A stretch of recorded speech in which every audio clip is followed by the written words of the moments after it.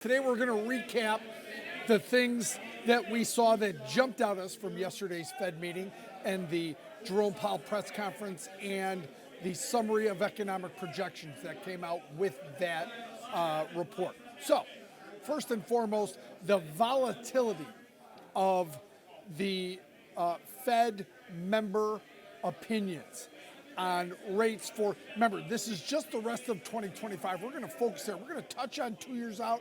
We're going to focus on the rest of 2025. And here's what really jumped out at me. One member of the Fed expects an interest rate hike the rest of this year. Hike. 5 expect 0 interest rate movement this year. 2 expect 1 cut. Now, here's the biggest number. 9 expect 2 cuts, and 1, and I think we know who this is, a recent appointee by the president, expects 5 cuts this year. So there's the volatility or the disparity between the opinions on the Fed. That said, there was only one dissenter, and it was President Trump's recent appointee. He wanted 50 basis point cut. So there you can see the volatility. Now let's get to the SEP because I think this is quite important. The summary of economic projections and what they talk about. First, real GDP. They expected to go from 1.4% to 1.6% by the end of the year.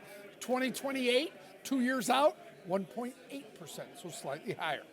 Unemployment rate from 4.5%, steady at 4.5%. Remember, that's 0.2 higher than right now through the end of 2025. Long term, 2 years out, 4.2%, a tenth lower than we are right now. Then PCE inflation, 3%, stays steady at 3%, but the long term, 2%, 2 years out. The goal, the target for the inflation rate.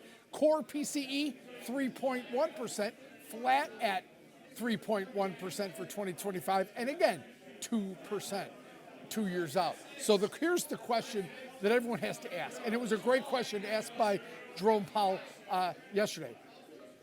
Does 2 years out ever come? Because right now, 1.8% on GDP, 4.2% on unemployment, 2% on PCE, 2% on core PCE.